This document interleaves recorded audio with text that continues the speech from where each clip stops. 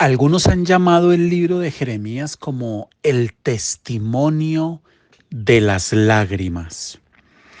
Y me parece que es más adecuado ese título a decirle el profeta llorón, como popularmente se le ha conocido o se le ha llamado a Jeremías. Porque es completamente injusto llamarle de esta manera. ¿Y por qué? Porque quienes lo llaman así están desconociendo todo su trasegar y todo lo que Jeremías como profeta y siervo del Señor tuvo que llegar a vivir. Jeremías desarrolla su ministerio en un momento histórico muy complejo de la historia del pueblo. Y literalmente en Jeremías encontramos que él vivió como sacerdote, también como profeta. Fue hijo de un sacerdote llamado Hilcías.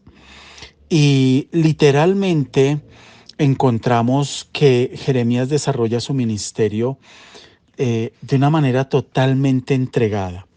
Y a este libro le podemos hacer varias preguntas. La primera de ellas es la siguiente: ¿cómo puede uno explicar que Dios le prohibiera orar por los judíos y que al mismo tiempo dijese que ni siquiera la intervención de Moisés y Samuel podría impedir el juicio que venía sobre el pueblo?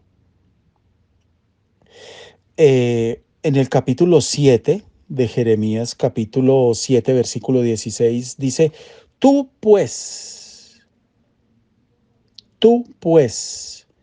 Esa expresión parece indicar que lo que sigue expresa la conclusión de Dios.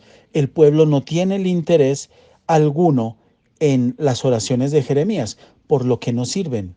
Es como si el Señor no las oyera.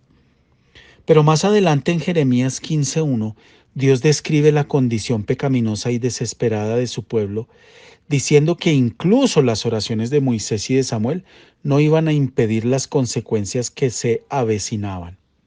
Entonces, ¿cómo puede uno explicar que el Señor le prohibiera a Jeremías orar por su pueblo? Una segunda pregunta que podemos hacer, muy interesante, con respecto al libro de Jeremías, es sobre la maldición, sobre la línea real de Jeconías. La pregunta es: ¿esa maldición sobre la línea real de Jeconías se relaciona con Cristo?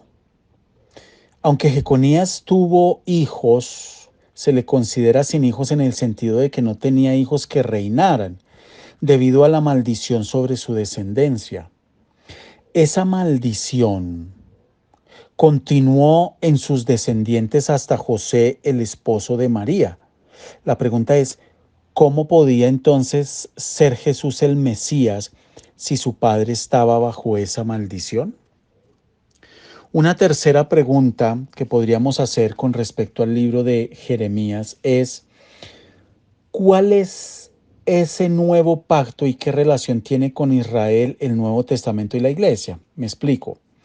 Parte de la profecía de Jeremías incluye la promesa de Dios de un nuevo pacto con su pueblo. ¿Cuál es ese nuevo pacto y qué relación tiene con Israel el Nuevo Testamento y la Iglesia. En Jeremías capítulo 31, en el versículo 31 al 34, el Señor anuncia el futuro establecimiento de un nuevo pacto con su pueblo, cuando dice, daré mi ley en su mente y la escribiré en su corazón, y yo seré a ellos por Dios, y ellos me serán por pueblo. Ese pacto es diferente de aquel en el que Dios dice, no como el pacto que hice con sus padres el día que tomé su mano para sacarlos de la tierra de Egipto, porque ellos invalidaron mi pacto, aunque fui yo un marido para ellos. La pregunta es, ¿cuál es ese nuevo pacto y qué relación tiene con Israel, el Nuevo Testamento y la Iglesia? Muchas gracias.